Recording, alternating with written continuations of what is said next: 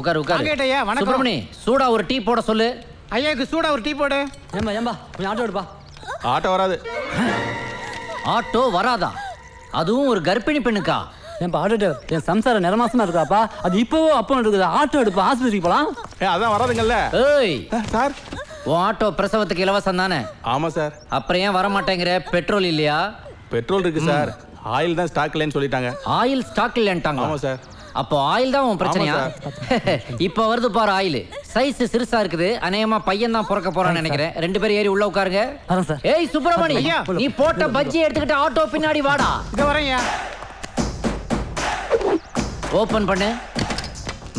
Petrol டேங்கை open பண்ணு. எங்கடா அந்த பஜ்ஜி?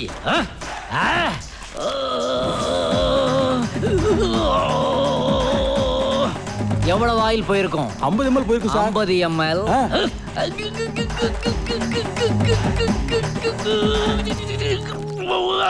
இப்ப எவ்வளவு ஆயில்? இப்போ ஒரு 100 ml போயிருக்கும் சார். மொத்தம் 150 போட்டிருக்கேன். போதுமா? போதும் சார். இப்ப எடுற ஆட்டோவை. Okay sir.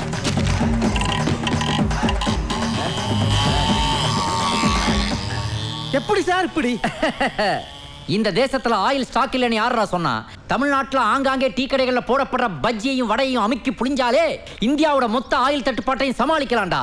அந்த அளவுக்கு ஆயில கொண்டு போய் வடைக்குள்ளையும் பஜ்ஜிக்குள்ளையும் ஒளிச்சு வச்சிருக்கீங்களேடா. பஜ்ஜி ஆயில பஜாஜ் ஆயிலா மாத்திரம் தான்டா இந்த கிரிவலம். சார், குழந்தை பிறந்துச்சு சார். நீங்க சொன்ன மாதிரி அவளை குழந்தை வந்திருக்கு சார். அப்படியா? குழந்தைக்கு உங்க பேர் தான் வைக்க போறோம். தாராளமா வச்சுக்கோ, ஆனா தமிழ்ல படிக்க வை. என்ன சார், அவருக்கு பிறந்த குழந்தைக்கு உங்க பேரை வைக்க சொல்றீங்க? குழந்தைக்கு உன் பேரையோ என் பேரையோ வைக்கலாம், தப்பு இல்ல.